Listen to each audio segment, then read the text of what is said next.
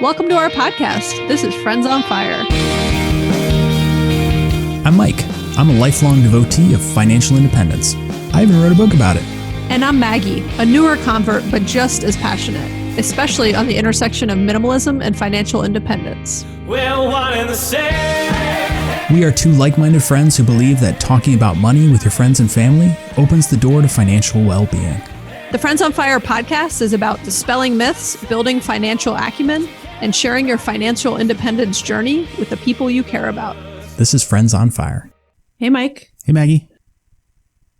How's it going? I always feel like I say, how's it going? I don't think that's true. I think we mix it up pretty, pretty evenly.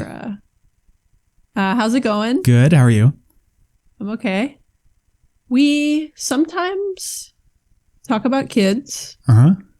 We sometimes talk about stuff that's just only relevant to certain people. And some people could argue this topic is only relevant to certain people. But the one thing we all have in common as human beings, I believe, is that we have a heartbeat. Well, we got a lot of things in common, actually, as human beings. Probably more than we don't. But we all have parents. We came from two people of some sorts, whether physically, whether in a lab, whether, a donation. Also, I'm not going to get into all the ways we could have been created. I'm not going to explain how people are made. I'll let you have that conversation with your kids yourself. But we all came from some people. We may not call them our parents. We may have different relationships. We may not like our parents. We may have tough relationships with them, whatever. But we did all come from two people. I don't know what my point is, other than we're going to talk about how if you still are in touch with your parents and you like them, we're going to talk about things you might want to be thinking about as your parents are getting older. Or if you don't like them, but want your life to be easier when they're gone. There you go. These are also some tips. You could attack it from multiple angles. Yeah. But things that will be helpful. I often think about this because, I have an aging mom. Greg has aging parents. Mike, you also technically have aging parents. I just feel I think they're ageless parents, actually. Well, I was more thinking they just don't need any help in this regard. The nature of they retired early. Your dad is, I don't know your mom's interest level in all these topics. Is it she into this, or is this totally driven by your dad? Oh, that's a good question. Financial management. I think she is extremely frugal and obviously invested in this lifestyle that they started 35 years ago or whatever. So she's not the financial planner of the couple, for sure. But she's an equal, willing participant on the journey, yes. So your parents are probably in the small percentage of parents that have their stuff together on their own, I would say, and don't really, I could be wrong, but don't need a lot of assistance with this stuff. Yeah, the only thing my parents need assistance on is their iPhones, and I have to help them find stuff. Yes, which we'll talk actually about, because some of our thoughts actually are related to technology, because it is all tied into our financial lives these days. But we hope, we're going to run through a lot of high-level thought starters. We're not going to be able to get into detail on all of these things. We'll reference some past episodes that get into detail about it. In a lot of our episodes, we talk about what you should do, but it's the exact same advice for your parents on a lot of things, right? When we talk about, wills and estate planning and things. So we may gloss over some of these things fairly quickly, but we want to give you guys a reminder on all of the different things you might want to be thinking about to help your aging parents kind of get their financial lives in order and organized, and just all the things you should be thinking about financially and legally as you start to get older. And just a little emotionally too, the conversations you need to have. All right, so let's jump into this list. And this is not going to be a one and done type conversation. It's not like a lot of our episodes where it's a thing that you go figure out and do, and then it's solved. This is multifaceted. It's very emotional and will likely take years to work through with your parents. But the purpose is to keep you mindful of what you should be thinking about and helping your parents, make the best decisions for their lives. So, Mike, on that point, we've had a lot of conversations about just talking about money with people. Like in episode 101, we talk about friends don't talk about money, but they should. In episode 109, we talk about talking to your partner about money. And there's, I think, a couple others actually that I'm not even going to list here, but we frequently talk about the complexity of having these like financial conversations with a spouse, a partner, a friend, etc. All the advice we shared in those episodes is also applicable to your parents. Now, there's a unique dynamic when you're talking to your parents, because it's not like when you're talking to your kids about money, right? You're kind of in the driver's seat, if you will, right? And, it depends what your relationship is and your dynamic with your parents. But like we advise for a lot of conversations, we like start small, start early. Like Mike said, this isn't going to be one conversation. But you want to think about like, what's the purpose of the discussion? Like, what do you want to accomplish out of it? Is there a specific thing that's inciting you to need to have the conversation, right? Is there like, is it that somebody's sick? Is it that your parents fell for a scam and you realize you need to talk about, some financial stuff with them? Is it that you realize they don't have enough money for their goals and, their care and other things? So, and I would just, spend some time thinking about, what is the ideal outcome of this conversations that you want to initiate with your parents, but start the conversation slowly and thoughtfully, but also proactively while you can still have these conversations with your parents, right? So everyone's situation is so unique. We say this with personal finance all the time. It's personal. So you gotta, if you're a 20-year-old and your parents are 50, you don't need to go like start talking to I'm not saying you shouldn't have this conversation, because there's a lot of people who talk about different financial opportunities that their parents have, and because they grew up in their households, they knew something about their financial reality, and so there could be things where you want to have that conversation with your 50-year-old parents, but a lot of what we're talking about is a little bit more where they're like older, like getting into their 70s and older perhaps. But I think you just need to think about your own personal situation and the relationship you have with your parents, but don't be afraid to start that conversation, right? And again, we give a lot of different tips in episode 101 and 109, but there's a lot you can do to initiate that conversation slowly and thoughtfully and respectfully, right? Because you're going to the people that raised you and potentially gave you a lot throughout your life.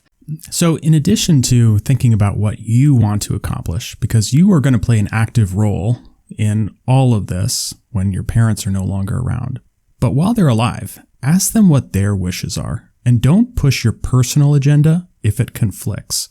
And the thing you have to remember is that while your parents are getting older, they were in charge. They raised you, they gave birth to you, they gave you a lot, and so they are owed the respect of having their wishes honored for the rest of their life. Now, there might be some things that they are not thinking about, which you can propose. There may be some things that might make your life difficult, which you can offer solutions about, but this is still their life, regardless of where you are on this journey of you growing up and your parents getting older. Mike, I think some of the very high level and more basic things to cover with your parents, and we'll just kind of rattle these off. Again, we have episodes on many of these topics. You can go to our website and search like life insurance and it'll easily pop up, but is thinking about some of the basics, like do they have life insurance and understanding their policy. Your parents might be paying on a life insurance policy that you think they don't really need anymore. It's not actually a good use of their funds right now. And so, because life insurance is more to help take care of younger kids when they need financial support and stuff like that. So you just want to understand, like, do they have a life insurance policy? What are they currently paying on it if it's still around? Is it worth that, monthly cost or annual cost to them at this point in their lives based on what you have and what they have? What is their medical insurance situation, right? Like Medicare kicks in at 65. A lot of people have other types of medical insurance that continues with them from previous jobs. I know my mom does, but she also has Medicare. And so she is kind of dual insured, which many older people are. But do they need help finding a better setup in the marketplace with medical insurance? And just kind of making sure that they're paying the right thing and helping them in that area can be helpful. Stuff like even understanding their Social Security benefits is an important one. Again, this is one we're not going to get into as much detail on, but they have an account on the Social Security website and can see their benefits and help them decide if they want to take them earlier or if they want to take them. There's just different amounts you get depending on when you opt to accept Social Security. And then I think the other big thing, and we've got a whole episode on this, but is just the basics of them having their wills in place, estate planning, living wills, power of attorney, things that they need from a medical and legal standpoint in place. And again, we did a whole episode on this with the estate planning attorney that I actually used, which is episode 140. And that will be a helpful refresher for everyone. But that's one of the most important things that I think you really want to make sure that you know where all that stuff is, that they've got all those documents done professionally. And if they don't, help them get those things in place with an attorney.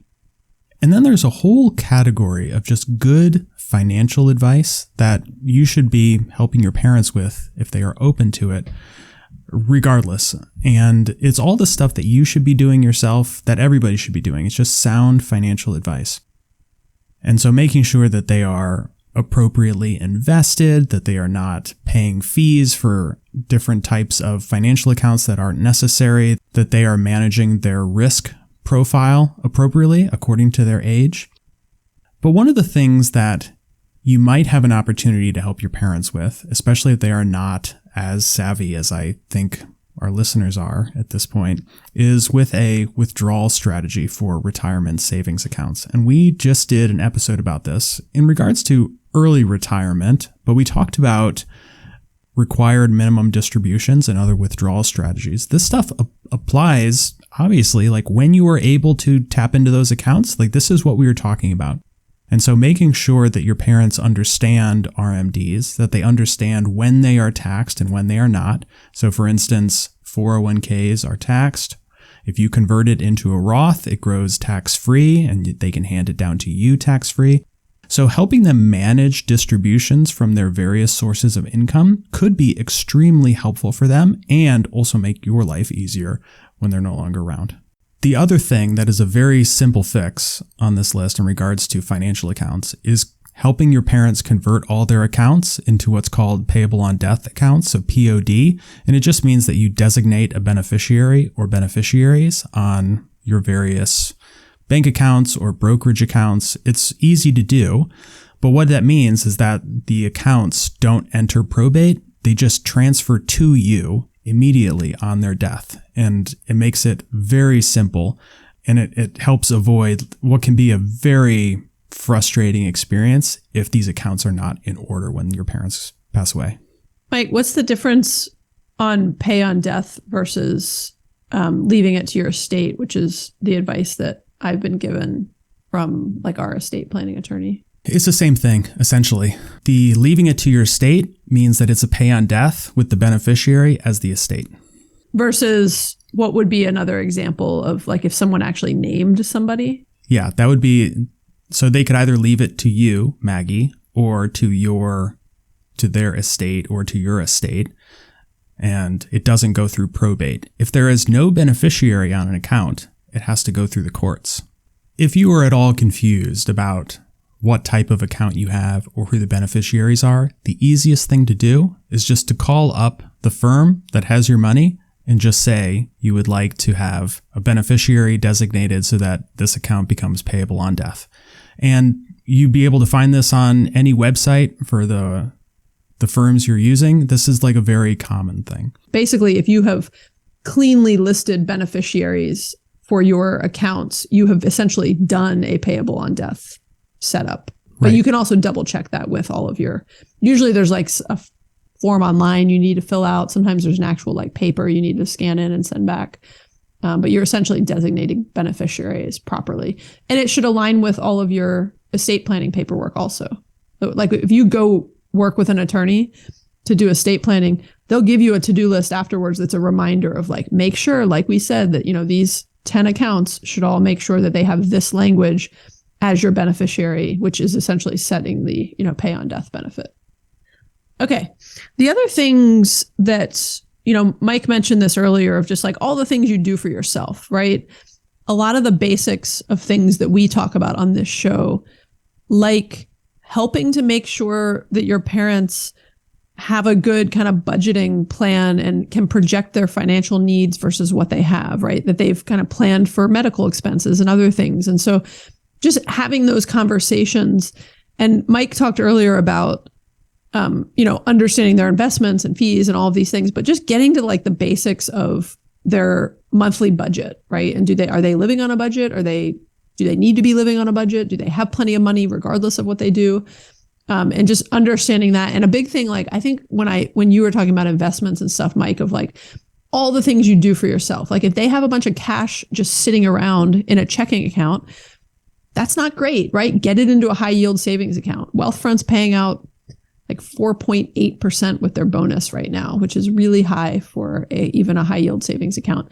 And make sure your parents don't have, a lot of older people do have a lot of cash lying around. And that is a portion of their kind of retirement funds.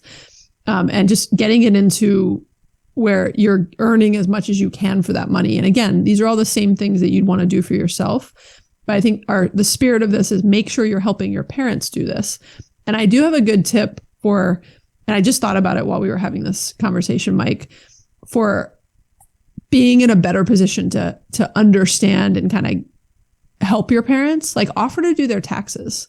Like we do my mom's taxes, and every year it helps to initiate a conversation of like, we know where things are at. We understand her required minimum distribution setup. We understand kind of where her investments are, how she's being taxed. And it helps us help her, like it's doing her a favor because she loves that we do take care of her taxes for her. And I say Greg does like 95% of her taxes. I do supervise. I'm like, I go over and enjoy lunch while we collect this paperwork. But it is helpful to offer to do position this as like you're doing something for them, which is true. It's helping you and it's helping everybody in the long run. But your parents are like, especially for us. I mean, Mike and I was going to say Mike and I are in our 40s. You're not quite 40 yet.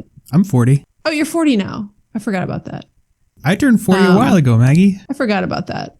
So yeah, we're in our 40s. Our parents are getting older. And I just think about, they're not as well. I was just like trying to say it in a way that is like, I don't mean it to be disrespectful at all, but like they're getting older. There's way more technology involved in all this stuff. I'll use my own mom as an example because I don't think she would mind me sharing this. The other day, I think I was like quickly going through something too fast with her. And she was like, hey, can you treat me like I'm a fifth grader? She said something like that. And I was like, okay, mom, cool. I get your point. But I was like, that's not the best example because like my fifth graders are like running circles around me with technology right now. And so, and the whole thing of like, you smarter than a fifth grader, like the fifth graders know a lot more than I do in many ways these days. But I was like, but I get your point. Like I'm moving really fast talking about some things and technology, and my mom's in her late 70s and she's slowing down a little bit, and I think she needs and appreciates help and advice and counsel in a lot of these areas. And so anyways, help them with their taxes. It's a good organized way to get into things. And speaking of organization, one of the best things you can do is help them get organized with all of the paperwork that they have or need.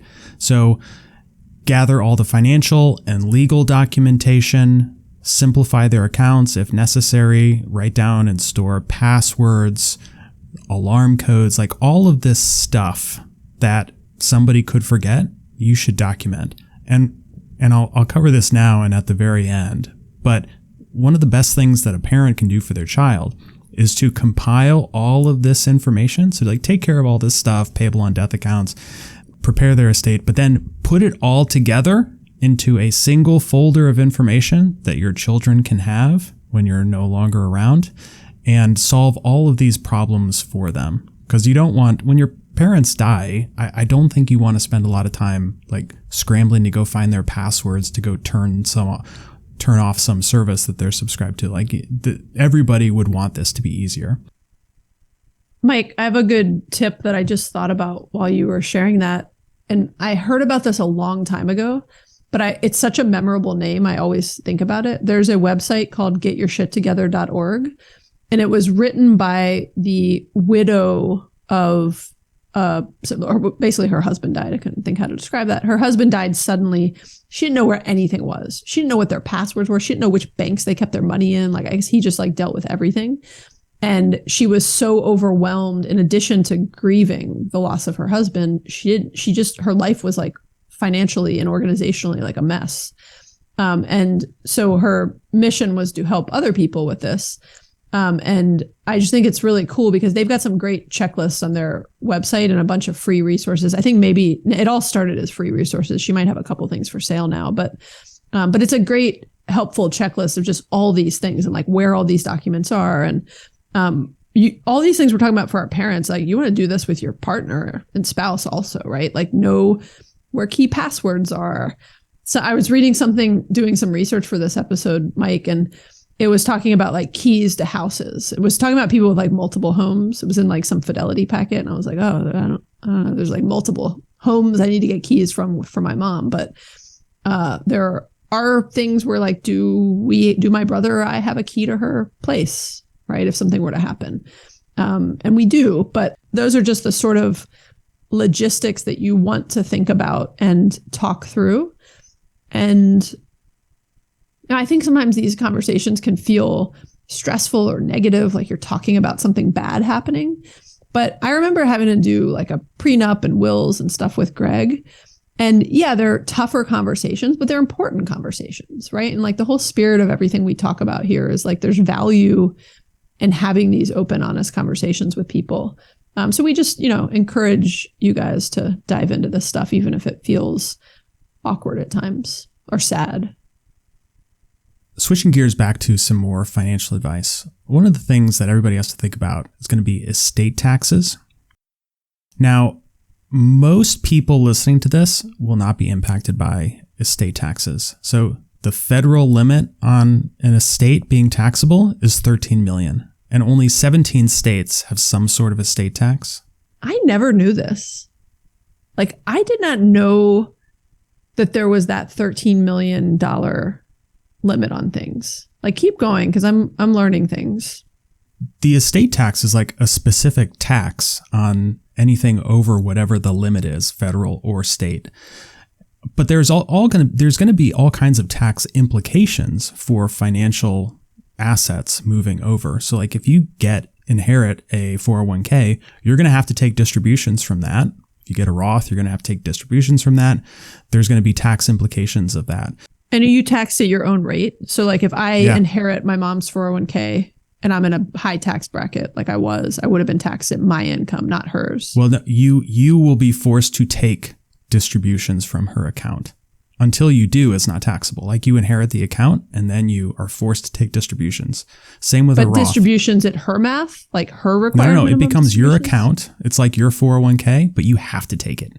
But how does that work then? You inherit the account. It becomes your 401k, but you are forced to take distributions within a certain number of years. You have to deplete the account.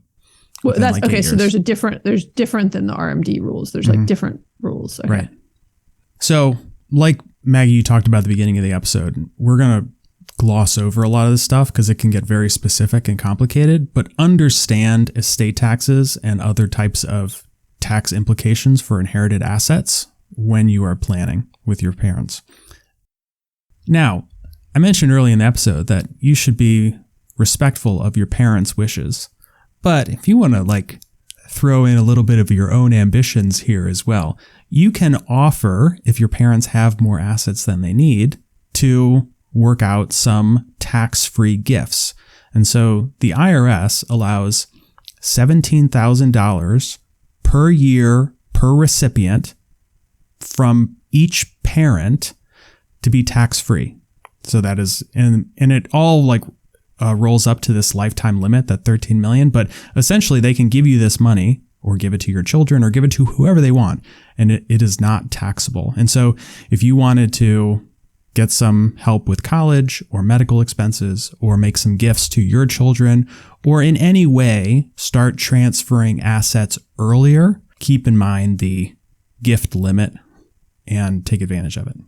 And I would add too, you can get creative on this in a way that helps you and your parents. And we've done something like this. So I'll just share a personal example. We haven't done it every single year, but for a couple of years, my mom has actually given us this gift amount. And I proposed the idea. I said, hey, just because of the tax reality, if you gift us this amount, it's under the IRS limit, and the amount changes. That limit changes, just like 401k amounts. They change every year slightly. But it used to be like 15,000 a couple of years ago. And she would give us just under that amount. And I said, hey, I'm going to actually keep that money. Like, my brother and I are very responsible. I'm going to keep that money. I'm not going to spend it. I'm not going to go like blow it on something. I'm going to keep it in what I call like your long-term care fund. And I'm going to invest it. I'm going to take care of it. I'm going to manage it just like I would my own money. And know that if you ever need it, it's yours. Like, I'm holding it for her, essentially, right? And if you have a great relationship with your kids and a trusting relationship, this could be a very creative way to say, like, even if your parents don't quite know if they ever need that money, because my mom may very well need that money for a medical issue or long-term care that's more than she's predicting will happen. But I've got that money, and I know that it is earmarked for her first if she needs it. And if not, it was an early tax-free inheritance. So the thing that I didn't fully realize or like understand and still need to learn more about myself, Mike, is the whole reality of like taxes with estates and inheritances and stuff like that. Because your comment about the estate taxes only taxable above 13 million, I kind of like when I was like, I didn't really realize that, because I thought a lot of the money that we would inherit would be taxed in some way. But the way it is like the 401k example that you were sharing, right? And that's where things get tricky, is that there's not like a specific, if she just has $50,000 in a checking account and that gets payable to me, how is that taxed? That's not taxed. Okay. So that's helpful to understand. And again, we're not going to give like detailed tax advice here, and we don't take any of this as detailed tax advice. But starting to understand this, and understanding like, the way that a pension or a 401k could be, received might be different than the way that, investment funds and other things could be received upon someone passing an inheritance. The other thing that we have talked about that is important, particularly for all of us, but I'd say particularly with our parents, because that is who a lot of these scammers tend to target, older audiences. And we did a whole episode in episode 160. I forgot what it was called, Mike, but it was something about avoiding and recognizing financial scams or how to avoid them. But just educate your parents about financial scams, right? Remind them like to never, ever give their passwords to anyone, take unsolicited phone calls asking about financial information, never to Venmo money to anyone, never to do any weird transfers. Like, I mean, I've told my mom, like, just always call me if something sounds sketchy, and she'll send me things all the time. And she's like, is this legit? Is this legit? And just remind your parents how much there's some very clever financial scams out there lately, and they can get past the best of us. And so just always be on alert. And I don't think it's wrong to like advise your parents, like, never do anything without like calling me first, right? I don't mean to be like, you're not like a child, but there is some sort of role reversal in parent-child relationships over time, where I do think your parents are depending on their kids for advice and counsel in some of these areas. Hopefully this list is a good thought starter for all the things you should consider talking to your parents about. One important thing to consider at the front end, though, is if you have siblings, you should definitely make this a group discussion. Perhaps you are not that close with your siblings. Perhaps they don't want to be involved in the same way you want to be involved, but you should at least check with them first to understand what their needs are, so you don't get into a protracted fight after your parents are no longer here and you have to then solve these problems with your siblings later. Yeah, that's a great point. Like I pitched that gift idea. When I pitched it to my mom, I wasn't like, oh, just do it for me, and then like my brother would find out about it years. I was like, do it for both of us, and like let's, and I think it's a creative, solution. But yes, I would not surprise your sibling or siblings with like, oh, guess what? I went and took care of everything. You don't have to do any, it's just not going to feel good to them. Let them opt out if they want to. And then the last piece of advice is what I touched on earlier in the show, that when you're done, create copies of everything that you have been working on, all the account numbers, all the passwords, all the wills, all the account summaries and put them in a folder, seal it, and make sure that you and all your siblings have it for when your parents are no longer here. It is going to make the entire process of dealing with their estate so much simpler. And I think most parents will want this for their kids. So you might not be involved in compiling this information, but if you suggest it to your parents, I would think that most parents would want to do this for their families. Yeah, so I hope that list was helpful for everybody. And again, I hope it's just some, thought starters to get you thinking about and doing a little bit more research into the specific things that might be most relevant for your parents. Mike, one of the things we didn't talk about, and we're not going to talk about it, but I'll just mention that we're not going to talk about it. And I can't remember the episode, but if people are curious about this specific scenario and setup, they should go look at Rich and Regular's podcast, because they talk about this in a bunch of different ways. I think they've done some like YouTube Money on the Table discussions on this and podcasts on it.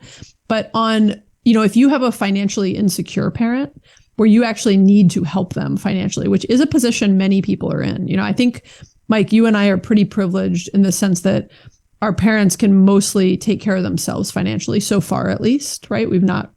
I don't anticipate having to step in and subsidize anything with my mom. And I think Greg's in a similar position. And I think you're in a similar position, Mike. I don't know. I would imagine Britta's in a similar position from what I know of her parents too. Yeah, we're very lucky. We're very lucky. But there are a lot of people where this isn't just helping them and educating them and getting them organized. They actually may have to help to pay their rent, may have to, they just may not, and be in a position where they're managing their own finances and having to help support their parents in some way. And we are not as much, experts on that and did not get into that angle of things in this episode. But if it is a situation you find yourself in, again, one of the best resources I know in that category is Rich and Regular, which are Kirsten and Julian. And you can, go check out their website and podcast and YouTube channel. But let's jump into our top 3 takeaways. First key takeaway is that it is important to have these discussions with your parents. Number 2, start thoughtfully and early, as we would advise with all financial discussions and conversations. And number 3, even if you don't change anything about their approach, help them get organized, because it will benefit both of you. Cool. Well, I hope this was a helpful conversation. This actually reminds me of some things that I need to continue to help my mom with and get organized on. So it's helpful for me. And it reminds me that I should call my mom and say hi today.